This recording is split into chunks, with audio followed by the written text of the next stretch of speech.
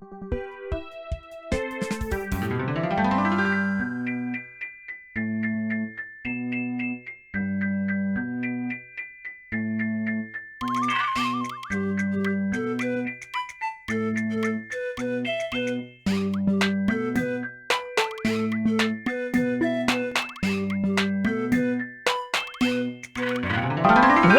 to another edition of Children's Hour. In this series, we're talking about heroes. And in this episode, we're talking about you finding your own superpower. Do you have an idea of what your superpower might be? Let's ask Miss Marva if she'll read us some stories and do some activities with us. Let's read a book. My brave year of firsts. Tries, sighs, and high fives. My Brave Year of Firsts by Jamie Lee Curtis and Laura Cornell. The first time I rode a two-wheeler alone, I crashed, and my mom filmed it on her iPhone. I crashed, and I crashed. Dad ran out of steam. He let go. I went straight. Mom filmed as she screamed. I got my first pet, a rescued lab, Keith. I chose him because we were both missing front teeth. I'll take care of him, I said with a boast. Till the first time I picked up his poop, it was gross. The first day I walked straight into first grade, my teacher, Miss Apple, said, "Don't be afraid." At first, I felt like I might not fit in. And then I made my first friends, my very first twins. I struggled at first to learn to tie shoes. My sweet Auntie Cookie showed me choices to use. Bunny ears, classic loop over, under through. I tried and tried till at last I could too. I took riding lessons on a pony called Ace. The first time I fell, I got a scrape on my face. But then I held on and I learned how to trot, that giddy up is to go and whoa is to stop. First grade was fun. Now first every day. What a homonym was, what elephants weigh. Not all firsts were fun. Some firsts were hard. When I stole Zoe's pencil and I couldn't play in the yard. I asked for permission from my parents to walk with Keith and the twins. First time round my block. We took some supplies and carried Mom's phone. We felt all grown up to be out on our own. I went with my class to the public library. At first, it seemed huge and a little bit scary. Then Joel, the librarian, got me my card. I found my first book. It wasn't that hard. I also got caught in my very first lie. My parents were cross, and I started to cry. I learned a first lesson that to stand up and say I did something wrong starts to make it okay. For the very first time, I worked with my father at his restaurant, and I would not be a bother. I put out the hot sauce that makes your ears steam. As a waitress, I was a real part of his team. My firsts kept on coming. My first pony show. My first tummy flu that made me go and go and go. My first big girl heels that made me feel tall. My first ballet class. My first game of t-ball. A fabulous first, my triathlon medal. For my age and group, a swim, run, and pedal. I raced against time. It was quite a test. While some tried to win, I just tried my best.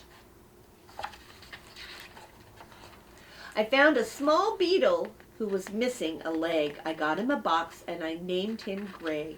I punched a few holes to save him from cats. I added some grass. My first bug habitat. I got my first bee sting, and boy did it hurt. I shouldn't have walked barefoot in the dirt. I sold some flat rocks that I painted and signed, and I made a donation for the very first time. I tried for the first time to taste my mom's truffles that apparently come from when pigs use their snuffles. She put them in pasta with broccoli stems. Try it, she said, but I'll never like them. At the end of the summer, I tubed on my own. I bounced on the water like a skipping stone. The lake was all glassy, smooth, dark, and cold. I held on and signaled just like I was told. And after the s'mores, we camped by the lake, my very first tent that my dad let me stake, all cozy and warm in my bag with a pad. I thought about all the fun firsts I'd had. And I climbed the big rock. I was old enough now. My dad showed me step by step so I'd know how. I looked down at the lake. I jumped out without fear. When I came up and smiled, the entire lake cheered. Some firsts just happen. Some come when I try. Some firsts make me smile. Some firsts make me cry. But I knew at that moment, though I've known all along, that first things first happen when I'm brave, true, and strong. Let's craft. What you need. Paper box, markers or crayons, glue or tape, paper for decorating, rod or stick, sturdy paper, markers, crayons, and pens, glue or tape, scissors. Hi there. This time in the activity corner, we're going to be making a puppet stage and some puppets to go along with it. And you may notice this little guy, he came from the firefighting episode that we did. So if you want to learn how to make this little firefighter guy, he's a finger puppet, tune into that episode to get this little guy. So I'm going to move him over here now. Our puppet stage is made out of paper, really simple paper box. Now there are all kinds of paper boxes. You could use a cereal box or a nice heavy shoe box. The box that I used for this was an old Go-Gurt box, so you can even see the Go-Gurt logo on the back. There you go. What you want to think about with your puppet design, your puppet stage design, is what kind of puppets are you going to use. Now the kind of puppets I'm going to teach you are called rod puppets. Rod puppets are on a stick. So rod and stick are basically the same thing. They're really similar. So rod puppets can do things from up above. The top of my stage is cut off up above so that my rod can get through and my puppet can do its acting like that. Now, if I had just a finger puppet, I would cut the bottom out of my stage. I'm going to use my finger puppet and rod together, so I'm going to make a puppet stage that has the top cut out of it. So look at your box and decide, what am I going to do here? Oh, this is an awesome box. It's basically already a puppet stage. Check this out. It's open, it's ready. All you would need to do is decorate it. It's got an extra piece of paper here that you can actually use as part of your stage too. This is a very cool box. If I found this box when I was a kid, I would have held onto it for a long time. So this would be a great puppet stage. You could have decorations here. You could decorate all the way along the area. You could decorate inside and in the back. That would be great for this one. I'm going to do very simple decorations on this. But if I had the time, I would spend hours and hours working on this because I think this is a great box shape. So I'm going to make this into a forest. I'm just going to draw some things really quickly into my box to make it look a little bit like a forest. So I have my green marker. I'm just going to put some bushes in here and then pop it up so that you can see what I mean.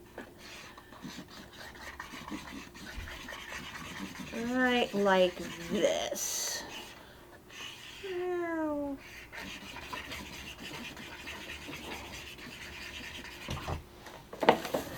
It's that simple. You have a background just like that. All I did was drew a couple of squiggly trees. Now another thing you could do was take some white or some other colored paper and glue it around the edges. So I'm just going to go like this. I'm just drawing squiggles here. This is going to be grass for the front of my stage. And I did it very quickly because I just want to give you a quick idea of how you could use a box like that. And then I'm going to show you one other kind of box that you might get. So see there? Ta-da! So now we're kind of in a woody area with some trees and some grass. And then you could take your puppet and, woo, he could fly through there and hide behind and fly through there. So that is one kind of puppet stage you can make. I'm going to fold this guy up. See, that's the other cool thing is it folds up. All right, goodbye to that one. Hello to my friend, the cereal box. Now with the cereal box, I'd want to cover it all over to get rid of all the design because I don't know. What do you think, guys? Look at that. This is actually a pretty neat area right here. I could use that. So now that I look at it, what I'm going to do is cut the proscenium out where the actors act. I'm going to draw a rectangle and I'm going to cut this space out so that there'll be a place for the actors to act, the puppet actors.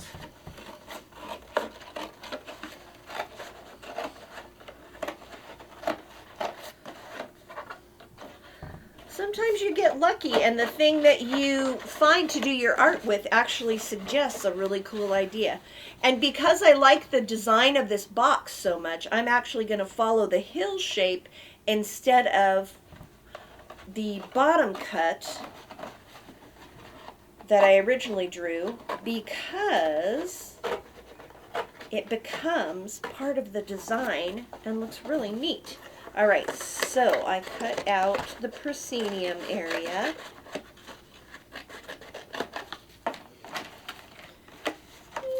And so now I've got a whole nice green space down here that I can use. And then I'll trim off the top bits.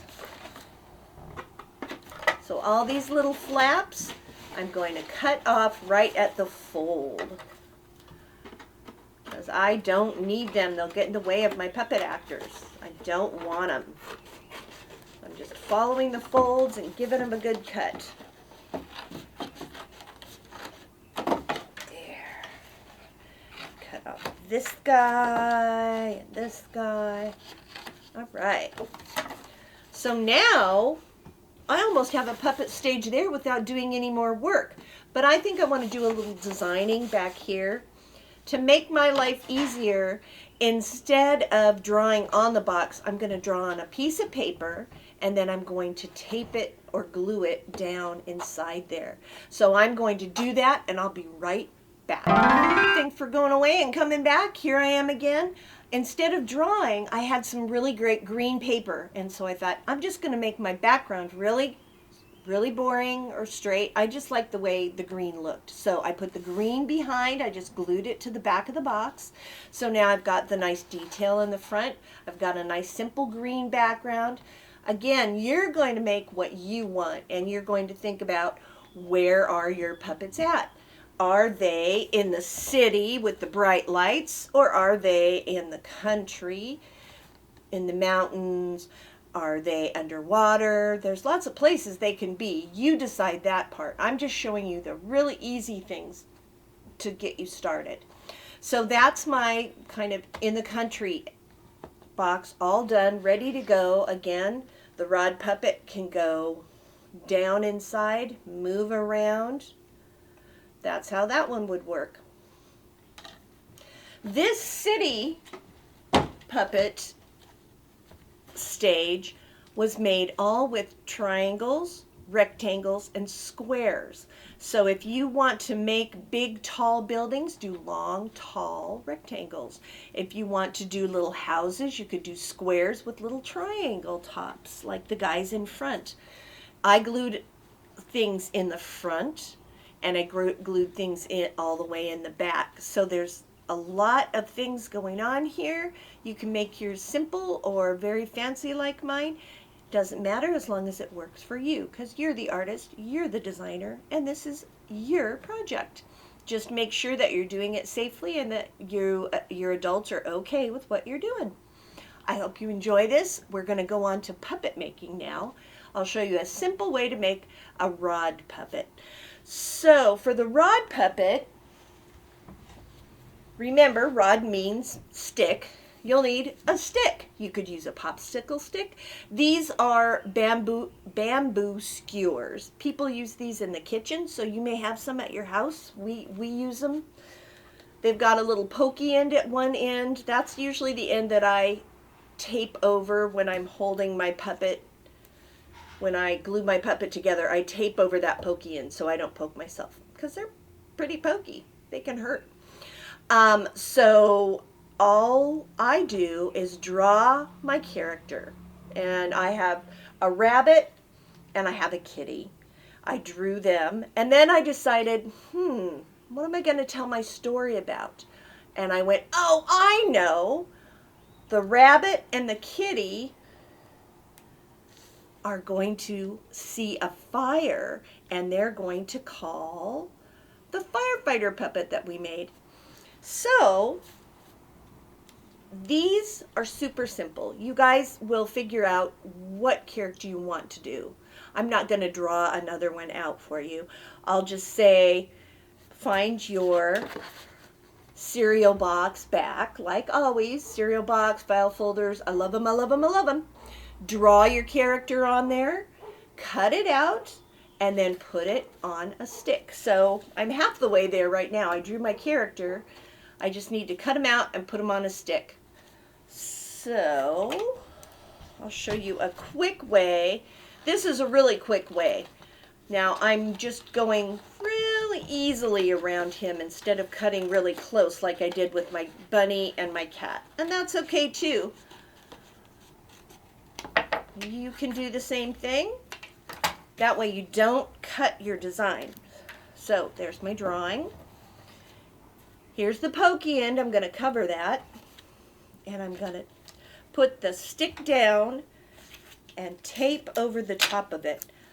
If you have hot glue at your house and your grown-up is willing to help you with it, hot glue will help this stay together longer. Tape will hold it for a while, but hot glue is awesome. So you might even have a cold hot glue that you can use. Some kids are really lucky and they get one of those. But ta-da, see, super easy, super quick. Just did a drawing, cut it out, and put it on a stick. All right, now we'll show you just a little bit of using the stage with the puppets. So here's your puppet stage. It's all ready and open on the top. Here are your people. And you can do things like the kitty doesn't hide as well as the bunny. The bunny's littler, so he hides better. But you can hide him to the side. They can swoop through. That one's good for the kitty. Swooping through. He swoops. Whee! Your firefighter over here can call, help, help, I see fire. Here's that fire we made. Oh no, look at the horrible fire. Oh no. Super Bunny, come help me. And here comes Super Bunny. Whoosh, and he takes away the fire. So there's something that you can do to use all those pieces that we've made together. Let's read a book.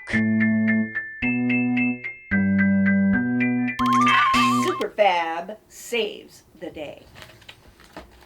Oh, this has got some really cute end pages, you guys.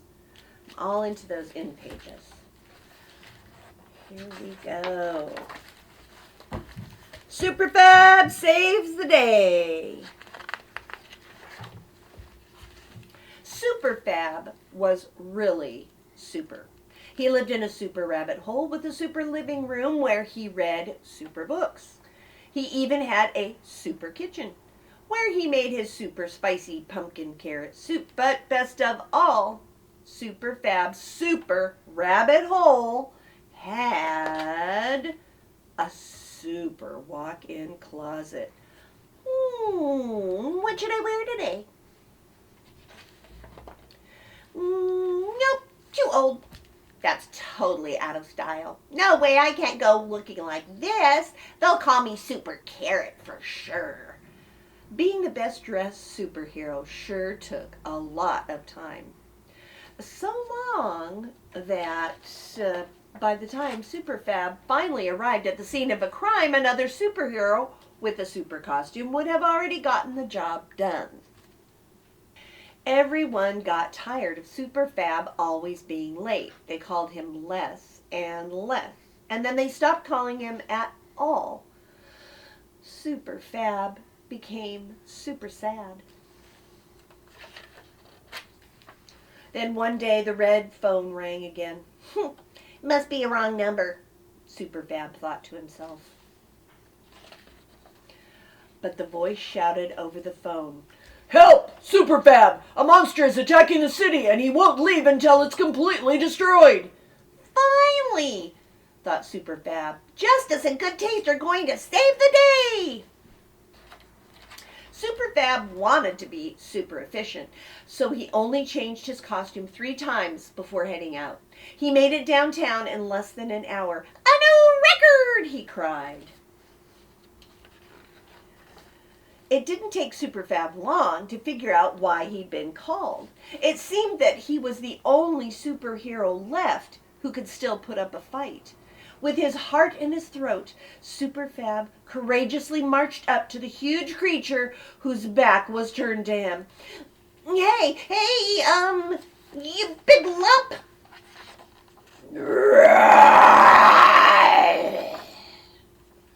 Wow, those are super gloves! Where did you get them? The monster asked. Made them myself, Superfab replied. I want them. Hand them over. I don't know.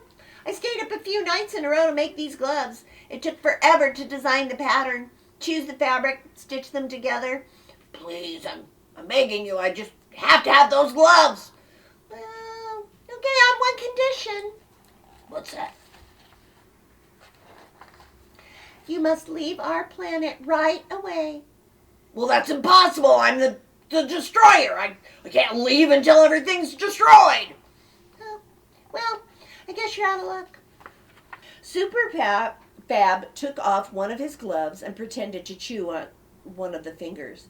Immediately, the monster shouted, please, no! Stop! I'll do whatever you want. As soon as the destroyer's ship had disappeared into space, everyone came to congratulate Superfab, the superhero who had defeated a giant just by removing a glove. When he got home, Superfab reached for his super cell phone. The destroyer's surprised face filled the screen. Superfab asked him excitedly, where did you get your super hood? It's so retro. My mom made it for me, the monster replied proudly. Would you like her number? Yes, please. That would be super. Let's watch a video.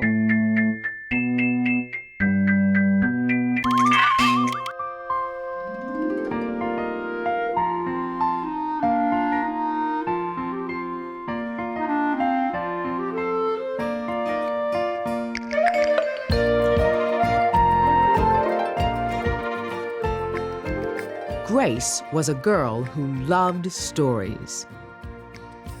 She didn't mind if they were read to her, or told to her, or made up in her own head. She didn't care if they were in books or movies or out of Nana's long memory. Grace just loved stories. After she had heard them, and sometimes while they were still going on, Grace would act them out. And she always gave herself the most exciting part.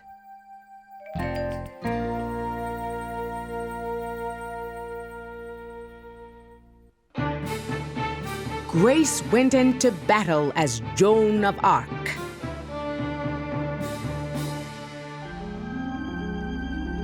And wove a wicked web as Anansi the spider.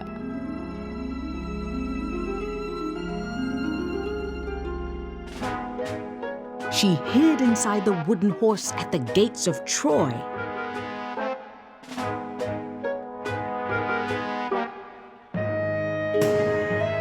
She went exploring for lost kingdoms.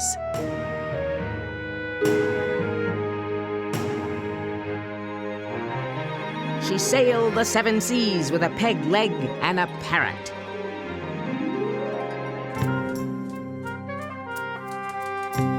She was Hiawatha, sitting by the shining Big Sea water.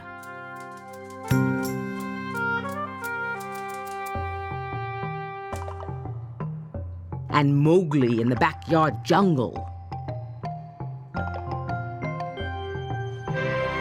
Most of all, Grace loved to act out adventure stories. She set out to seek her fortune and found a city with streets paved in gold. Or she was Aladdin, rubbing his magic lamp to make the genie appear.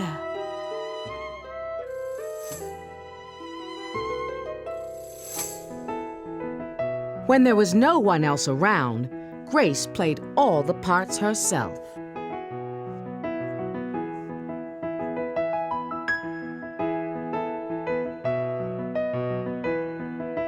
Sometimes she could get Ma and Nana to join in when they weren't too busy. Then she was Dr. Grace, and their lives were in her hands.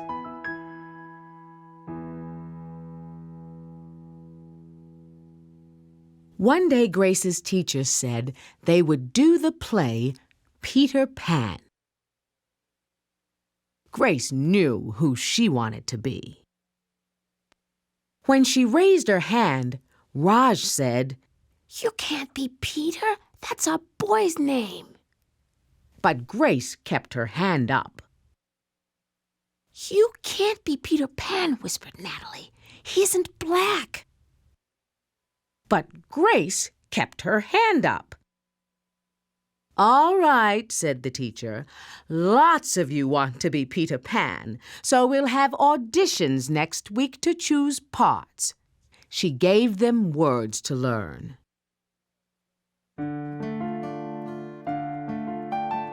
When Grace got home, she seemed sad. "What's the matter?" asked Ma. "Raj said I can't be Peter Pan because I'm a girl." "That just shows what Raj knows," said Ma. "A girl can be Peter Pan if she wants to." Grace cheered up. Then later she remembered something else. "Natalie says I can't be Peter Pan because I'm black," she said. Ma looked angry, but before she could speak, Nana said, "It seems that Natalie is another one who don't know nothing. You can be anything you want, Grace, if you put your mind to it."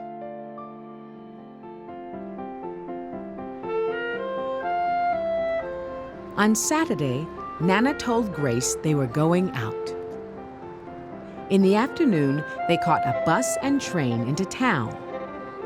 Nana took Grace to a grand theater. The sign outside read, "Rosalie Wilkins in Romeo and Juliet," in sparkling lights. "Are we going to the ballet, Nana?" asked Grace. "We are, honey, but first I want you to look at this picture." Grace looked up and saw a beautiful young ballerina in a tutu. Above the dancer, it said, "Stunning new Juliet." "That one is little Rosalie from back home in Trinidad," said Nana. "Granny and me, we grew up together on the island. She's always asking me, do I want tickets to see how Rosalie dance? So this time I said yes."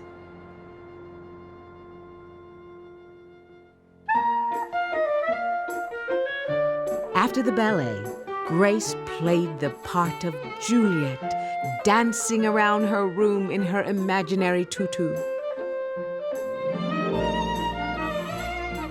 "I can be anything I want," she thought.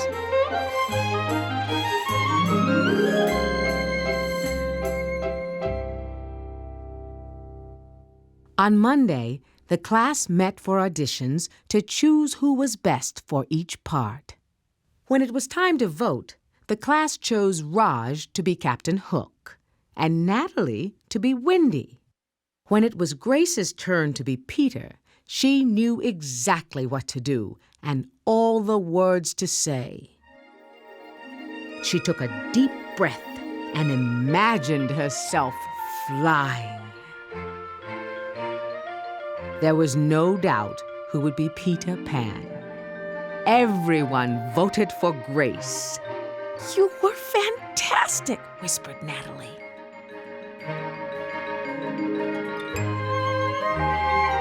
The play was a big success, and Grace was an amazing Peter Pan.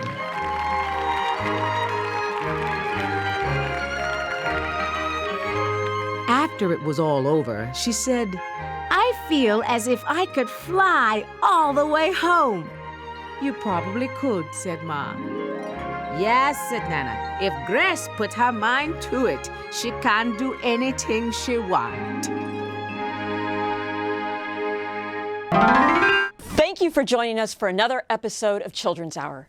You can find more in this series and other series on our YouTube channel. Until next time.